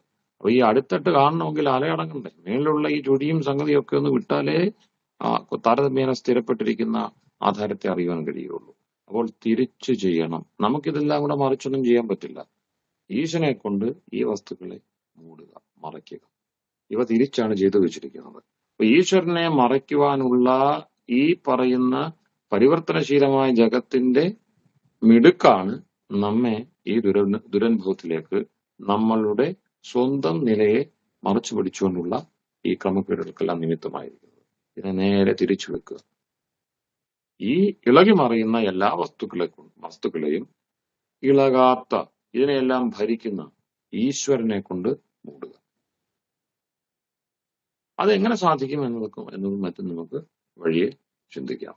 അപ്പോൾ തേന ത്യക്തേന ഭുഞ്ജീത, അതൊക്കെ വലിയ അർത്ഥങ്ങളുള്ള വാക്യങ്ങളാണ്, മഹാവാക്യങ്ങളാണ്. തേന ത്യക്തേന ഭുഞ്ജീത, പല പല അർത്ഥങ്ങള് പല ആചാര്യന്മാരും പറഞ്ഞു പോകുന്നു. അതില് ഈ പറഞ്ഞ നമ്മളുടെ ചിന്തയോട് ചേർന്ന് നിൽക്കുന്ന ആശയം വ്യക്തമായത് കൊണ്ട്, സ്തുതിയിലാണല്ലോ, വ്യക്തമായത് കൊണ്ട് ഭുജിക്കുക. അപ്പൊ തേന തെക്തേന, അങ്ങനെ ത്യജിക്കപ്പെട്ടത് കൊണ്ട് എന്നർത്ഥമെടുക്കാം. അവനാൽ ത്യജിക്കപ്പെട്ടത് കൊണ്ട് ഭുജിക്കുക. അപ്പൊ ഇവിടെ ഈ അർത്ഥമൊന്നും, സാധാരണ അർത്ഥമൊന്നും യോജിക്കില്ല. കാരണം നമ്മെ സംബന്ധിച്ച് നമ്മള് ഈ ലോകത്തിൽ ശ്രദ്ധ വെക്കരുത്, ഇളകി മറിയുന്നതിലല്ല നമ്മളുടെ ശ്രദ്ധ, ഇളകി മറിയാത്ത അതിന്റെ അടിത്തട്ടിലാണ് നമ്മളുടെ ശ്രദ്ധ. ഇത് ഒരു പ്രത്യേകതരം അവസ്ഥയിൽ ഇങ്ങനെ ഒഴുകിക്കൊണ്ടിരിക്കും. ഇതിന്റെ അടിത്തട്ടിനെ എന്ത് ചെയ്യണം? ഇതിനെ വിപരീതമാക്കണം. അതാണ് ഈശ്വരനെ കൊണ്ട് മൂടുക. ഇപ്പോൾ നിലവിൽ ഈശ്വരനെ ഇതെല്ലാം കൂടെ മൂടി വെച്ചിരിക്കുന്നു. തിരിച്ചുള്ളൊരു കാഴ്ച നാം കണ്ടു ശീലിക്കണം. അതിനുവേണ്ടിയാണ് സമാധി പ്രജ്ഞയിലേക്ക് നമ്മളുടെ രീതിയെ മാറ്റണമെന്ന് യോഗശാസ്ത്രം ആവശ്യപ്പെടുന്നത്. അപ്പോൾ അവിടെ ത്യാഗം എന്ന് പറയുന്നത്, അല്ലെങ്കിൽ ത്യജിക്കപ്പെട്ടത് എന്ന് പറഞ്ഞു, നമ്മുടെ ചിത്തം ഇപ്പോൾ ഇരിക്കുന്ന എവിടെയാണ്? ഈ വസ്തുക്കളുടെ ഒഴുക്കിലാണ്. അവിടെയെല്ലാം നമ്മളുടെ ഇഷ്ടവും പോയി പറ്റി നിൽക്കുക. ഇഷ്ടാനിഷ്ടങ്ങളെല്ലാം ഈ പറയുന്ന ഒഴുക്കിലാണ്, ഈ വസ്തുക്കളെ ചുറ്റിപ്പറ്റിയാണ്. അത് മാറണം. ഇതിൽ നമ്മളുടെ ചിത്തം പറ്റി നിൽക്കരുത്. മറിച്ച് നമ്മളുടെ ചിത്തം പറ്റേണ്ടത് മാറി മറിയാത്ത സ്ഥിരമായ ഈശ്വരനാകുന്ന ആധാരത്തിലാണ്. അപ്പം ഈശ്വരൻ ഇതിനെയെല്ലാം മൂടി നിൽക്കുന്നു എന്നതുകൊണ്ട് തേന തെക്തേന ചിത്തേന ഭുഞ്ചീത, ഇവയിൽ ശ്രദ്ധയില്ലാതെ, ഇവയിൽ ആസക്തിയില്ലാത്ത, ഈ മാറി മറിഞ്ഞിരിക്കുന്ന സാമഗ്രികൾ നമുക്ക് സുഖം നൽകുന്നു എന്ന തെറ്റിദ്ധാരണ നീങ്ങിയ ചിത്തം പ്രസാദിച്ച ചിത്തം കൊണ്ട്. മറ്റേ ചിത്തപ്രസാദം ഇല്ല. കാരണം നിരന്തരം ഈ ഒഴുകി മറിഞ്ഞുകൊണ്ടിരിക്കുന്ന സംഗതിയിൽ നമുക്ക് ഒരു ബാലൻസും ഇല്ല, മനസ്സിനൊരു ഏകാഗ്രതയും കിട്ടത്തില്ല. ഈ പ്രവാഹത്തോട് ചേർന്ന് നിന്നുകൊണ്ട് യോഗം അനുശീലിക്കാമെന്ന് വിചാരിച്ചാൽ അത് സാധിക്കത്തില്ല. കാരണം മനസ്സിനൊരു അടക്കവും ഉണ്ടാവില്ല. അപ്പൊ ഇതെല്ലാം ഇളകി മറിയുന്നു. ഇതിനെ നോക്കിക്കൊണ്ട് കരയ്ക്ക് നിൽക്കുന്ന മനസ്സും ഇളകി മറിയുന്നു. അപ്പൊ പിന്നെ എങ്ങനെയാണ് മനസ്സിന് ഈ ഇത്രയും ചിത്തചാഞ്ചല്യത്തിൽ എങ്ങനെയാണ് യോഗം ഉണ്ടാവില്ല. അവിടെ ചിത്തപ്രസാദം ഉണ്ടാവണം. അതിനുവേണ്ടി സമാധി ഭാവനം ചെയ്യണം. ആ സമാധി ഭാവനമാണ് ഇവിടെ പറയുന്നത് ഈശയനവാസ്യം. തിരികെ ഈ മാറി മറിയുന്നതിനെ ഈശ്വരനെ കൊണ്ട് മൂടുക. ഈ വസ്തുക്കളെല്ലാം ഈശ്വരനെ മൂടി നിൽക്കുകയാണ് എന്ന് തിരിച്ചറിയണം. തിരിച്ച് നമ്മൾ എന്ത് ചെയ്യണം? ഈ ഇളകി മറിയുന്നതിന്റെ എല്ലാം മേലെ താഴെ അകംപുറം നിറഞ്ഞ് ഈശ്വരനുണ്ട് എന്ന ബോധത്തിൽ ചിത്തത്തെ ഉറപ്പിക്കണം. അങ്ങനെ മാത്രമേ ചിത്തപ്രസാദം കൈവരിക്കുകയുള്ളൂ. ഈശ്വര പ്രണിധാനം എന്നും മറ്റും അവിടെ നമുക്ക് കാണാം. യോഗത്തിൽ അതിന്റെ പരിശീലനം തുടങ്ങുമ്പോൾ ഈശ്വര പ്രണിധാനത്തിൽ തുടങ്ങണമെന്ന് പറയും. യമനിയമങ്ങൾ ചിന്തിക്കുമ്പോൾ നിയമം, തപസ്വാധ്യായ, ഈശ്വര പ്രണിധാനാനി, ക്രിയായോഗ, ഇങ്ങനെ പലയിടത്തെല്ലാം ഈശ്വര പ്രണിധാനം എന്ന ഒരു പദമുണ്ട്. എന്ന് മാത്രമല്ല സമാധി സിദ്ധി ഈശ്വര പ്രണിധാനം, നേരിട്ട് സമാധി നേടുവാനും ഈശ്വര പ്രണിധാനം മതിയാകും എന്നുവരെ പതഞ്ജലി പറയും. അപ്പൊ ഈ ഏറ്റവും എളുപ്പമുള്ള വഴി അതാണ്. ഈ എളുപ്പമുള്ള വഴിയെ മുൻനിർത്തിയാണ് ഭക്തിയുടെ ഒരു വലിയ പാരമ്പര്യവും നിലനിൽക്കുന്നത്. അപ്പൊ ഇളകി മറിയുന്ന ഈ സാമഗ്രിയൊക്കെ എണ്ണി തിട്ടപ്പെടുത്തി അതിന്റെ വഴിയെ പോയി ഓരോന്നിലും മനസ്സിൽ വിടുതലുണ്ടാക്കി അങ്ങനെയൊക്കെ പോകുന്ന വഴികളുണ്ട്. തന്ത്രത്തിന്റെയും മറ്റും വഴികൾ അങ്ങനെയാണ്. അത് പ്രായോഗികമാണോ എന്ന് ചോദിച്ചാൽ അത് എല്ലാവർക്കും പറ്റുന്നതല്ല. അതേസമയം ഇത് കുറച്ചുകൂടി എളുപ്പമുള്ളതാണ്. എന്തുകൊണ്ട്? വ്യാപക സംബന്ധത്തിലൂടെ ഈശ്വരൻ നേരത്തെ തന്നെ നമ്മളിലുണ്ട്, നമ്മെ ചുറ്റിപ്പറ്റി നിൽക്കുകയാണ്. ആകപ്പാടെ ഈ പുറം കാഴ്ചകളിൽ നിന്ന് നമ്മളുടെ ചിത്തം ഒന്ന് മാറ്റിയാൽ മതി. അതിനാണ് ഈശയനവാസ്യം, ഈശാവാസ്യം എന്ന് പറയുന്നത്. അവിടെ ഈശ്വരൻ എല്ലായിടത്തും നിറഞ്ഞു നിൽക്കുന്നു എന്ന് കണ്ടുകൊള്ളൂ, കുഴപ്പമില്ല. പക്ഷെ അതിനേക്കാൾ നല്ലത് ചിത്തം എങ്ങനെയാണ് അവിടെ പ്രവർത്തിപ്പിക്കേണ്ടത്. തേന ത്യക്തേന, നാം ഈ ലോകത്തിൽ വ്യവഹരിക്കുമ്പോൾ ചിത്തം പറ്റിയിരിക്കേണ്ടത് അതിന്റെ സ്ഥായീ ഭാവമായ ഈശ്വരനിലാണ്. എന്നിട്ടൊന്ന് അനുഭവിച്ചു നോക്ക്, സുഖദുഃഖങ്ങളെ ഒന്ന് കണ്ടു നോക്ക്. എല്ലായിടത്തും ഈശ്വരനുണ്ട്, അകംപുറം നിറഞ്ഞ ഈശ്വരൻ ഇരിക്കുന്നു. ആ ഈശ്വരൻ നമ്മെ സമ്പൂർണമായിട്ട് നിരീക്ഷിച്ചുകൊണ്ടിരിക്കുന്നു. എപ്പോഴും നമുക്ക് തണലായി താങ്ങായി നമ്മോടൊപ്പമുണ്ട് എന്ന ബോധത്തില് ആരൂഢമായ ചിത്തത്തോടെ, അതാണ് തേന ത്യക്തേന ഭുഞ്ചീത. അവിടെ വളരെ ശ്രദ്ധിക്കണം. മാ ഗൃഥ കസ്യ സിദ്ധനം, ആരുടെയും ഒരാളുടെ പോലും പരദ്രവ്യത്തെ എടുക്കുക, അതിനുവേണ്ടി നമ്മളുടെ ചിന്തകളെയും സങ്കല്പങ്ങളെയും കൊണ്ടുപോകുക, അന്യരുടെ സമ്പത്തിനെ സ്വന്തമാക്കുക, അത് ചെയ്യരുത്. അവിടെ ഏറ്റവും ശ്രദ്ധിക്കേണ്ട കാര്യം മാ ഗൃഥ. ആ ഗൃഥ കഴുകന്റെ പോലെയുള്ള, കഴുകൻ മുകളിൽ നിന്നുകൊണ്ട് എത്ര ആർത്തിയോടെയാണ് താഴെയുള്ള സാമഗ്രികളെ നോക്കുന്നത്. ആ കഴുകന്റെ ലാലസയ്ക്കാണ് അവിടെ ഗൃധ്ര തുടങ്ങിയുള്ള ശബ്ദങ്ങൾ കഴുകനെ സൂചിപ്പിക്കുന്നതാണ്. അപ്പൊ അത്രയും വലിയ ആർത്തിക്കാണ് ഈ ഗൃഥ ശബ്ദം പ്രയോഗിച്ചിരിക്കുന്നത്. ആ ആർത്തിയോടുകൂടി കസ്യസിദ്ധനം, ആരുടെയും ധനത്തെ അങ്ങനെ എന്തു ചെയ്യരുത്, കൈയടക്കുവാനുള്ള പരദ്രവ്യത്തെ കാക്ഷിച്ചുകൊണ്ട് പ്രവർത്തിക്കാതിരിക്കുക. കാരണം ഈ മനസ്സിൽ എല്ലായിടത്തും ഈശ്വരനുണ്ട് എന്ന് പറയുമ്പോൾ സ്വാഭാവികമായിട്ടും മനസ്സിന് അത്തരത്തിലുള്ള ചിത്തവ്യാപാരം വളരെ വ്യാപകമായിട്ടുണ്ടാവും. അവിടെ അന്യപര ബോധം നഷ്ടപ്പെടുത്താതെ വണ്ണം ഈ വ്യവസ്ഥയിൽ നാം എല്ലായിടത്തും നിറഞ്ഞിരിക്കുന്ന സർവ്വവ്യാപിയായ ഈശ്വരനെ കാണുന്നു, മാനിക്കുന്നു. അതോടൊപ്പം ഇതര ജീവന്മാരുടെ സ്ഥാനത്തെ കൂടി ചിന്തിക്കണം. അപ്പൊ അന്യജീവന്മാർക്കും ഇതുപോലെ തന്നെ നാം ഇപ്പോൾ ഏത് നിലയിലാണോ കണ്ടു ഉയരുന്നത് അതേ കാഴ്ചക്കുള്ള സൗകര്യം ചെയ്തു കൊടുക്കുക, അവരോട് ആ വഴിക്കുള്ള വ്യവഹാരം ചെയ്യുക. അങ്ങനെ അന്യരെ കൂടി ചേർത്തുകൊണ്ട്, അന്യമില്ല അവിടെ, കാരണം സമാനരാണ് ആത്മാക്കള്. അതുകൊണ്ടാണ് അന്യർ എന്ന മട്ടിലുള്ള വ്യവഹാരം. അവിടെ നിന്നും അന്യരെ നമ്മൾ കൈവശപ്പെടുത്തുക, അവർക്കുള്ളത് നമ്മുടേതാക്കുക, ഇല്ലാതാക്കുക, ഇങ്ങനെയുള്ള ചിന്ത ഉണ്ടാവരുത്. അപ്പൊ അവിടെ ഇത് വളരെ ശ്രദ്ധിക്കണം. കാരണം അദ്വൈതാദി പദ്ധതിയിൽ അത് അനുശീലിക്കുന്ന ആളുകൾക്ക് ഈ വൈയക്തിക ഭേദമില്ലാത്തതുകൊണ്ട് അവരെന്തൊക്കെ കാട്ടിക്കൂട്ടുന്നുവോ നമുക്ക് ചിന്തിക്കാനേ ആവില്ല. ഇന്ന് നമ്മൾ കാണുന്ന ഈ ക്ഷേത്രാദി വ്യവസ്ഥകൾക്കെല്ലാം ഇത്രയും കാലുഷ്യം വരാൻ കാരണം മാഗൃഥ കസ്യസിദ്ധനം എന്ന വേദോപദേശത്തെ വേണ്ട വിധത്തിൽ ശ്രദ്ധിക്കുകയോ ഗ്രഹിക്കുകയോ ചെയ്യാത്തതുകൊണ്ടാണ്. അപ്പൊ ധനം ആരുടേതാണ് എന്നൊക്കെയാണ് പലരും വ്യാഖ്യാനം ചോദിച്ചിരിക്കുന്നത്. ധനം ആരുടേതാണ്? നാം ആരും ധനം സ്വന്തമായിട്ട് കൊണ്ടു നടക്കുന്നവരല്ലോ. എല്ലാം ഈശ്വരന്റെ ധനമാണ്. അതൊക്കെ ശരിയാണ്. പക്ഷെ ഓരോരുത്തർക്കും അവരവരുടേതായിട്ടുള്ള ഭോഗ്യം ഉണ്ട്. ആ വ്യവസ്ഥ ഈശ്വരൻ നമുക്ക് വേണ്ടി എന്നതുപോലെ തന്നെ ഒരുക്കി വെച്ചിരിക്കുന്നതാണ്.